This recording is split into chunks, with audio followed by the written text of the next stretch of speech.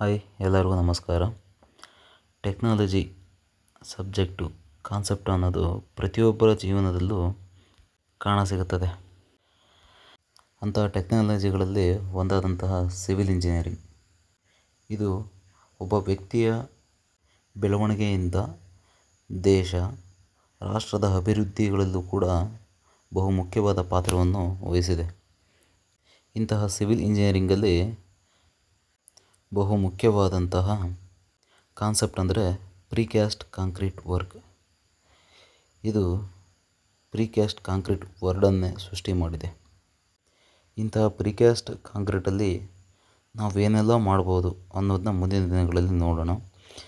ಈಗ ನಾನು ಈ ವಿಡಿಯೋದಲ್ಲಿ ತೋರಿಸ್ತಕ್ಕಂತಹ ವರ್ಕ್ ಏನಂದರೆ ಪ್ರಿಕ್ಯಾಸ್ಟ್ ಮ್ಯಾನುವಲ್ ವರ್ಕ್.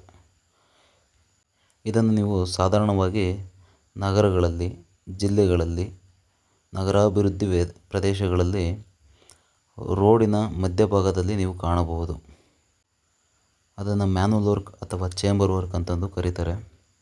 ಇದನ್ನು ಮಾಡುವುದರ ಉದ್ದೇಶ ಏನು, ಇದರಿಂದ ಮನುಷ್ಯನಿಗೆ ಆಗುವ ಅನುಕೂಲವೇನು, ಇದರಿಂದ ದೇಶಕ್ಕೆ ಏನಾಗುತ್ತೆ, ಎನ್ವಿರಾನ್ಮೆಂಟಿಗೆ ಏನಾಗುತ್ತೆ, ಹಾಗೆ ಇದನ್ನು ಯಾವ ರೀತಿಯಲ್ಲಿ ತಯಾರಿಸುವುದು, total process of work, execution of work, erection of work ಎಲ್ಲದನ್ನೂ ಕೂಡ ಡೀಟೇಲಾಗಿ ನೋಡೋಣ ಮುಂದಿನ ವಿಡಿಯೋಗಳಲ್ಲಿ. So please support and subscribe to my YouTube channel for more related videos.